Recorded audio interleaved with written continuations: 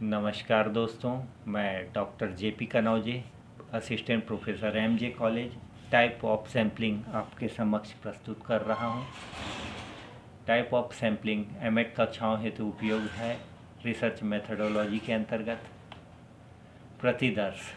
प्रतिदर्श किसे कहेंगे? प्रतिदर्श समष्टि का वह अंश होता है जिसमें अपनी समष्टि की समस्त विशेषताओं का स्पष्ट प्रतिबिंब रहता है। पीवी यंग के अनुसार प्रतिदर्श अपने समूह का लघु चित्र होता है। गुड एवं हैट के अनुसार न्यादर्श संपूर्ण समूह का न्यूनतम प्रतिनिधित्व है। दोस्तों, जैसे कोई पॉपुलेशन होती है, संपूर्ण पॉपुलेशन का प्रयोग कभी भी शोध कार्यों के लिए नहीं किया जाता, बल्कि उसका एक अंश लेकर उस पर एनालिसिस या विश्लेषण किया जाता है। जनसंख्या के एक बड़े समूह में से एक छोटे से समूह का चयन कर लेना वह सैम्पलिंग कहलाता है या प्रतिचयन कहलाता है। इस जगह पर जैसे गुड एवं हाइट के अनुसार ये डेफिनेशन दिया गया है कि जो संपूर्ण जनसंख्या की गुण तथा विशेषता होती है, वही गुण तथा विशेषता उस छोटे से न्यादर्श समूह में भी होगा, वह उसका पूर्ण रूप से प्रतिनिधि रहता है। प्रतिचयन का अर्थ मीनिंग ऑफ सैम्पलिंग। कर्लिंगर के अनुसार किसी जनसंख्या या समष्टि से उसके प्रतिनिधि स्वरूप एक अंश का चयन कर लेना प्रतिचयन कहलाता है। जनसंख्या में से न्यादर्श का चयन करना प्रतिचयन की प्रक्रिया है। दोस्तों, यहाँ पर एक पॉपुलेशन जो है, उस पॉपुलेशन से एक कुछ अंश को चयन कर लेना और वह अंश संपूर्ण पॉपुलेशन के उन गुण या विशेषताओं को उसी प्रकार अपने अंदर संयोजे रहता है जैसे पॉपुलेशन अपने आप में उन गुणों और विशेषताओं को संयोज करके रखा रहता है।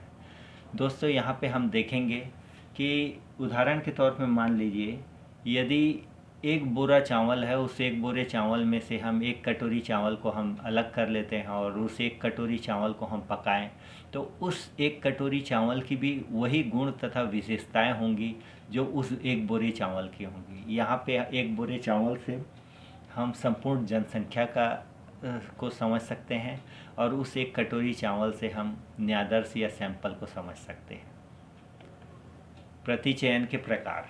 प्रतिचयन दो प्रकार के होते हैं। पहला है असंभाव्य प्रतिचयन, नॉन प्रोबेबिलिटी सैम्पलिंग। दूसरा है संभाव्य प्रतिचयन या प्रोबेबिलिटी सैम्पलिंग। असंभाव्य प्रतिचयन के अंतर्गत उद्देश्यपूर्ण प्रतिचयन, पर्पसिव सैम्पलिंग, अंश प्रतिचयन, कोटा सैम्पलिंग, आकस्मिक प्रतिचयन, एक्सीडेंटल सैम्पलिंग, सुविधापूर्ण प्रतिचयन, कन्वीनियंस सैम्पलिंग, स्वेच्छानुसार प्रतिचयन, सेल्फ सेलेक्टेड सैम्पलिंग आता है। वहीं संभाव्य प्रतिचयन के अंतर्गत, जिसे प्रोबेबिलिटी सैम्पलिंग कहेंगे, इसके अंतर्गत संयोगिक प्रतिचयन, रैंडम सैम्पलिंग, वर्ग प्रतिचयन, स्ट्रैटिफाइड सैम्पलिंग, क्लस्टर सैम्पलिंग, द्विस्तरीय प्रतिचयन, डबल सैम्पलिंग, ये सभी सैम्पलिंग के प्रकार इसके अंतर्गत आ जाते हैं। दोस्तों, असंभाव्य प्रतिचयन क्या है? असंभाव्य प्रतिचयन का हम कब प्रयोग करते हैं? असंभाव्य प्रतिचयन का प्रयोग उस समय किया जाता है जब जनसंख्या विषम जाति हो, अर्थात हिट्रोजीनियस हो। विषम जाति होने का अर्थ ये है कि जनसंख्या के इकाइयों में गुण तथा विशेषताओं के आधार पर समानता नहीं पाई जाती। इसमें संभावनाओं का कोई आधार नहीं रहता। ऐसी स्थिति में असंभाव्य प्रतिचयन के अंतर्गत संभावना वक्र का भी हम प्रयोग नहीं करते हैं और पूर्णतः चयन का जो आधार होता है वह संभावनाओं के आधार पर नहीं होता। अब हम इसके प्रथम प्रकार पर चलते हैं, उद्देश्यपूर्ण प्रतिचयन, पर्पसिव सैम्पलिंग। बहुधा अध्ययनकर्ता इस प्रकार के प्रतिदर्श का चयन तभी करता है जब वह समष्टि से भली भांति परिचित होता है तथा अध्ययन समस्या का उद्देश्य मात्र समस्या के संबंध में प्राथमिक तथा सतही सूचनाओं को एकत्रित करना होता है तथा उसे ज्ञान हो कि चुना गया प्रतिदर्श समष्टि का पूर्ण रूप से प्रतिनिधित्व करेगा। दोस्तों, इस जगह पर उद्देश्यपूर्ण प्रतिचयन में जो जनसंख्या होता है, उस जनसंख्या से शोधकर्ता पहले ही पूर्ण रूप से परिचित होता है और उसे उस जनसंख्या की सिर्फ सतही जानकारी को एकत्रित करने के लिए सैंपल लेना पड़ता है। ऐसी स्थिति में उस शोधकर्ता को पहले से ही ये ज्ञात होता है कि उसके द्वारा चुना गया जो प्रतिदर्श है वह संपूर्ण पॉपुलेशन का ठीक प्रकार से प्रतिनिधित्व करेगा। दूसरा है दोस्तों सुविधापूर्ण प्रतिचयन, कन्वीनियंस सैम्पलिंग। यह वह प्रतिचयन पद्धति है जिसमें अध्ययनकर्ता इकाइयों का चयन अपनी सुविधा अनुसार करता है। इस विधि में अध्ययनकर्ता को अध्ययन इकाइयों को चुनने की पूर्ण सुविधा होती है। इस विधि में अध्ययनकर्ता उन इकाइयों को छोड़ भी सकता है जिनके आंकड़े इकट्ठा करने में उनको कठिनाई प्रतीत होती है। दोस्तों यहाँ पर जैसे प्रतीत हो रहा है इस पिक्चर के माध्यम से आप समझ सकते हैं जो रिसर्चर है उन्होंने क्या किया है, जो संपूर्ण जनसंख्या है उसमें से उन्हीं आंकड़ों को इकट्ठा किया, उन्हीं इकाइयों का चयन किया है जो इकाई आसानी से उससे उपलब्ध हो गए हैं। इसीलिए इसे कन्वीनियंस सैम्पलिंग के नाम से जानते हैं। अगला है दोस्तों सेल्फ सेलेक्टेड सैम्पलिंग अर्थात स्वेच्छा अनुसार प्रतिचयन। यह वह प्रतिचयन पद्धति है जिसमें अध्ययनकर्ता इकाइयों का चयन स्वेच्छानुसार करता है। इस पद्धति में समस्या के संबंध में स्वयं जो लोग अपना विचार देना चाहते हैं ऐसे लोगों को अध्ययनकर्ता अध्ययन इकाई के रूप में चयन करता है। दोस्तों इसमें एक बात बहुत ध्यान देने योग्य है कि इस पद्धति में समस्या के संदर्भ में जो भी व्यक्ति स्वयं अपने विचार देना चाहता है उसे ही शोधकर्ता अपने अध्ययन इकाई के रूप में चयन कर लेता है। यहाँ अगले चित्र में दोस्तों हमने सेल्फ सेलेक्टेड सैम्पलिंग को चित्र के माध्यम से समझाने का प्रयास किया है, जिसमें यहाँ पर जो लोग अपने विचारों को स्वयं प्रकट करना चाहते हैं उन्हीं को अध्ययनकर्ता ने इकाइयों के सैंपल के तौर पर चयन करके लिया है। अंश प्रतिचयन या कोटा सैंपलिंग। कोटा सैंपलिंग इस प्रतिचयन को कुछ विद्वान प्रतिनिधिपूर्ण प्रतिचयन या रिप्रेजेंटेटिव सैंपलिंग भी कहते हैं। यह वह प्रतिचयन पद्धति है जिसमें समष्टि को गुण या विशेषताओं के आधार पर अंशों या वर्गों में विभाजित करके प्रत्येक अंश से आकस्मिक प्रतिचयन करते हैं। इस विधि द्वारा अध्ययन इकाइयों का चयन करते समय इस बात का ध्यान रखा जाता है कि विभिन्न अंशों या वर्गों से उसी अनुपात में अध्ययन इकाई का चुनाव होता है जिस अनुपात में इकाई में वह समष्टि में विद्यमान है।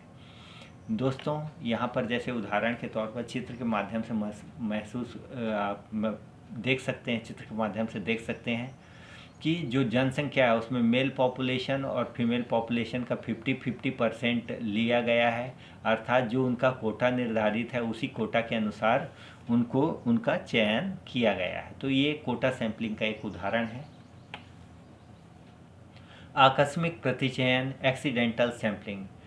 इस विधि में अध्ययन इकाइयों का चयन आकस्मिक आधार पर किया जाता है, जिसमें जनसंख्या की उन इकाइयों को प्रतिदर्श के रूप में सम्मिलित किया जाता है जो अनुसंधानकर्ता को सरलता से उपलब्ध हो।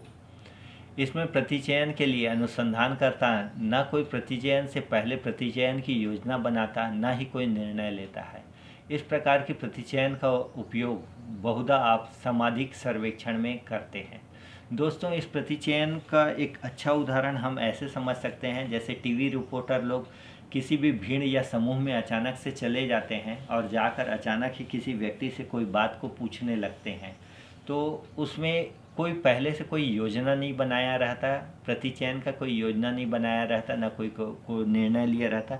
बस एक भीड़ में जाकर वे सामाजिक सर्वेक्षण करते हैं और उसके आधार पर अपने रिपोर्टों को तैयार करते हैं।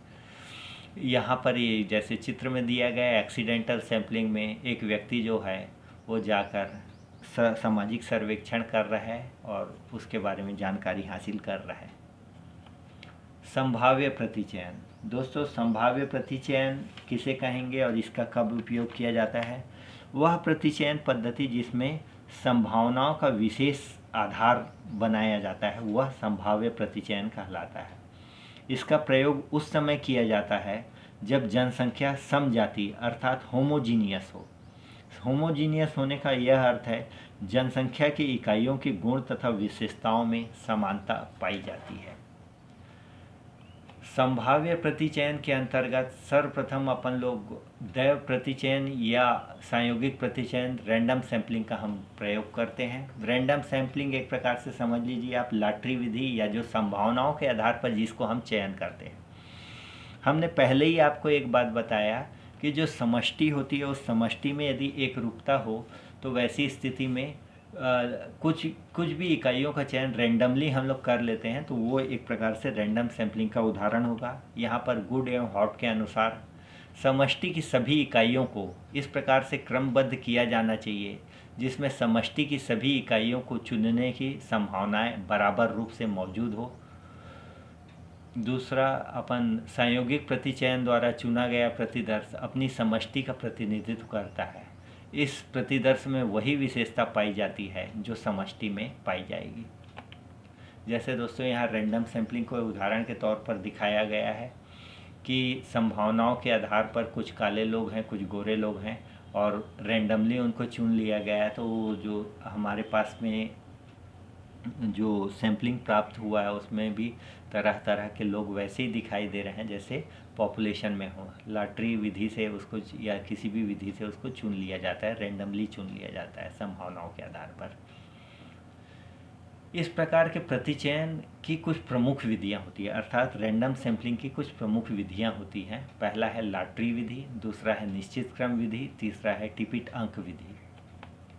लॉटरी विधि, इस विधि के द्वारा प्रतिचयन करते समय सर्वप्रथम समष्टि या यूनिवर्स को एक निश्चित और परिभाषित किया जाता है। फिर समष्टि की समस्त इकाइयों का नाम अथवा क्रम संख्या अलग अलग चीट में लिखकर चीट को मोड़कर गोली बना लेते हैं और उसे एक डिब्बे में डालकर हिलाते हैं तथा आंख बंद करके कोई भी एक गोली को उठा लेते हैं। गोली पर जिस व्यक्ति का नाम लिखा होता है उसे अध्ययन इकाई के रूप में हम चयन कर लेते हैं। क्रम को बार बार दोहराकर हम निश्चित संख्या में इकाइयों का चयन कर लेते हैं या निश्चित संख्या में इकाइयों का जो चयन किया गया है वही सैंपल के रूप में कार्य करता है। निश्चित क्रम विधि, सीक्वेंशियल लिस्ट मेथड, इस विधि द्वारा प्रतिचयन करते समय सर्वप्रथम समष्टि को परिभाषित या निश्चित करते हैं।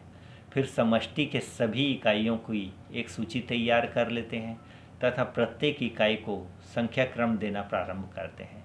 सभी इकाइयों पर नंबर डाल देते हैं। दूसरे शब्दों में हम ये कर सकते हैं कि समस्त इकाइयों को सीरियली मार्किंग कर लेते हैं और उस इकाइयों को क्रम दे दिया जाता है और उन क्रमों के आधार पर जो हम चयन करते हैं उसको आप निश्चित क्रम विधि के अंतर्गत ले सकते हैं। उदाहरण के तौर पे जैसे हमारे पास में 1000 जनसंख्या इकाइयाँ हैं। अब 1000 जनसंख्या में से हमको 50 व्यक्तियों का चयन करना है प्रतिदर्श के रूप में। तो हम क्या करेंगे, प्रत्येक 20वां व्यक्ति को हम यहाँ पे चुन सकते हैं। प्रत्येक 20वां व्यक्ति बोलने से जैसे 1000 में यदि हम 50 को भाग देते हैं तो हमको 20 मिलता है। तो इसीलिए हम कह रहे हैं यहाँ पर कि प्रत्येक 20वें व्यक्ति को हम यानी प्रतिचयन के रूप में ले सकते हैं, न्यायादर्श के रूप में ले सकते हैं। जैसे यहाँ पे दिखाया गया है, पहला व्यक्ति को चुना गया, 20वां व्यक्ति को चुना गया, 40वां व्यक्ति को, 60वां व्यक्ति को। इसी प्रकार से आप क्रम को बढ़ाते जाएंगे तो हम 50 व्यक्ति को अध्ययन इकाई के रूप में चयन कर सकते हैं। इस विधि को हम निश्चित क्रम विधि के नाम से जानते हैं। टिपिट अंक मेथड, टिपिट ने 10,400 संख्याओं की तालिकाएं तैयार की हैं और इन तालिकाओं को संयोगिक संख्याओं के नाम से हम जानते हैं। ये आपके सामने एक टिपिट की संयोगिक संख्याओं का नमूना प्रस्तुत है जो यहाँ पर दिया गया है, जिसमें 2952, 4167, 2970 ये सब ये टिपिट के अंक कहलाते हैं। इन्हीं अंकों के आधार पर इस विधि द्वारा प्रतिचयन करते समय सर्वप्रथम अपन क्या करते हैं, समष्टि की सभी इकाइयों की एक सूची बना लेते हैं, उसको एक निश्चित इन सीरियल ऑर्डर में कर लेते हैं। जो समष्टि की इकाइयाँ होती हैं उनको इन सीरियल ऑर्डर में कर लेते हैं। अब मैं दोनों स्लाइडों के माध्यम से आपको पारी पारी से समझाने का प्रयास करता हूँ। दोस्तों, उदाहरण के लिए 500 इकाइयाँ हैं और उसमें से 10 प्रतिदर्श के रूप में हमको निकालना है। तो टिपिट की तालिकाओं में से कोई एक पृष्ठ को हम खोलेंगे। उस पृष्ठ में जो संयोगिक संख्या जो संख्याओं को के अनुसार अध्ययन इकाई का चयन करेंगे। मान लीजिए उपरोक्त तालिका का पहला पृष्ठ खुला और पहली संख्या 2952 है। जैसे ये वाले स्लाइड में आप देखेंगे दोस्तों, सबसे ऊपर की संख्या 2952 है। वो 2952 जो पहली अंक है वो मिला, तो ऐसे स्थिति में जो 52 क्रम का इकाई होगी उसको हम यहाँ पर प्रथम इकाई के रूप में चुनेंगे। वहीं जो दूसरी संख्या है 4167 यानी 4167, इसमें 67 क्रम की संख्या की जो इकाई है उसको दूसरे इकाई के रूप में चुनेंगे। यहाँ पर आप देखिए दोस्तों, पहले वाले स्लाइड में पहला जो जनसंख्या है 2952 है। उसके बाद में सेकंड जो इकाई है, जो दूसरी इकाई है वो 4167 है। उसकी बात कर रहे हैं हम यहाँ पे। जो दूसरी संख्या है वो 2952 अर्थात के बाद में 4167 है, तो 67 क्रम संख्या को यहाँ पर इकाई के रूप में चुन लेंगे। इसी प्रकार हम कई बार इस प्रक्रिया को करते हुए इकाइयों का चयन कर लेते हैं। इसमें एक और खासियत ये होती है दोस्तों, नंबर की इकाई यदि पहले चुनी जा चुकी है और वही नंबर दोबारा आ जाता है तो उस अंक को ना लेकर या उस इकाई को ना लेकर उसके अगले नंबर का चयन हम यहाँ पर कर लेते हैं। वर्ग प्रतिचयन या स्ट्रैटिफाइड सैंपलिंग, इस विधि का प्रयोग उस समय किया जाता है जब समष्टि विषम जाती हो। वास्तव में यह विधि अंश प्रतिचयन और संयोगिक प्रतिचयन का मिला जुला रूप है। इस विधि में समष्टि के गुणों के आधार पर विभिन्न वर्गों स्ट्राटा में विभाजित किए करते हैं और प्रत्येक वर्ग से संयोगिक विधि द्वारा अध्ययन इकाइयों का चयन कर लिया जाता है। समष्टि को विभिन्न वर्गों में बांटते समय इस बात का ध्यान रखना चाहिए कि प्रत्येक वर्ग दूसरे वर्ग से पूर्णतः स्पष्ट व भिन्न हो। दूसरा, प्रत्येक वर्ग के गुण दृष्टि से समजातीय हो। तीसरा, सभी वर्गों से इकाई का चयन उसी अनुपात में करना चाहिए जिस अनुपात में वह समष्टि में विद्यमान हो। उदाहरण के तौर पर यहाँ पर एक महाविद्यालय में छात्रों की संख्या दी गई है, उसमें से हमको 10% इकाई के रूप में या अंश प्रतिदर्श के रूप में चयन करना है। मान लीजिए एक कॉलेज है, उस कॉलेज में बीए के 300 छात्रा तथा छात्र 300 हैं। यहाँ पर छात्र छात्राओं की कुल योग 600 हो गया। वैसे ही बीकॉम के 200 और 100 कुल मिलाकर 300 विद्यार्थी, बीएससी के 300 कुल मिलाकर 600। यानी इस प्रकार से आप देखोगे टोटल 1200 छात्र तथा 1000 छात्राएं हैं और इनका कुल योग जो है वो 2200 है। अब इस 2200 में से हम 10% प्रतिदर्श को चयन करना है, तो प्रत्येक अंक का, जैसे 300 छात्राएं हैं तो 300 छात्राओं का 10% हम यहाँ पे लेते हैं। बीए की 300 छात्राओं में से 30 विद्यार्थी का हमने चयन किया, वैसी छात्राओं में से 30% विद्यार्थी का चयन किया। कुल मिला के वैसे ही बीकॉम के 200 विद्यार्थी में से हमने 20 विद्यार्थियों का चयन किया और 10 छात्राओं का चयन किया। कुल मिला के 300 में से 30 विद्यार्थियों को यहाँ पर हमने चयन किया। इसी प्रकार आप देखोगे टोटल यदि 2200 छात्र छात्रा थे तो उसमें 220 छात्र छात्राओं का यहाँ पर हमने चयन किया है। तो ये इसके बाद में हम आएंगे क्लस्टर सैंपलिंग या क्लस्टर प्रतिचयन। भौगोलिक दृष्टि से जब समष्टि बहुत अधिक विस्तृत होती है तब क्लस्टर प्रतिचयन का प्रयोग करते हैं। इस विधि द्वारा प्रतिदर्श का चयन करते समय सर्वप्रथम समष्टि को बड़े समूह या क्षेत्रीय इकाइयों अर्थात क्लस्टरों में विभाजित किया जाता है। ये बड़े समूह संयोगिक प्रतिचयन द्वारा बनाए जाते हैं। फिर संयोगिक प्रतिचयन द्वारा इन बड़े समूह में से उसी अनुपात में इकाइयों का चयन कर लेते हैं जिस अनुपात में वह समष्टि में विद्यमान होती है। जैसे यहाँ पर देखा गया, देखिए दोस्तों, क्लस्टर सैंपलिंग का उदाहरण दिया है। बहुत सारा पॉपुलेशन है, उन पॉपुलेशन का क्लस्टर बना कर एक एक झुंड बना कर रखा गया है और उस झुंड में से हम प्रतिचयन करते हैं जो, तो वह असंयोगिक विधि द्वारा प्रतिचयन करते हैं, तो वो यहाँ पर क्लस्टर सैंपलिंग का उदाहरण है। धन्यवाद दोस्तों, मैं अपनी बात को अब समाप्त करता हूँ। Thank you very much.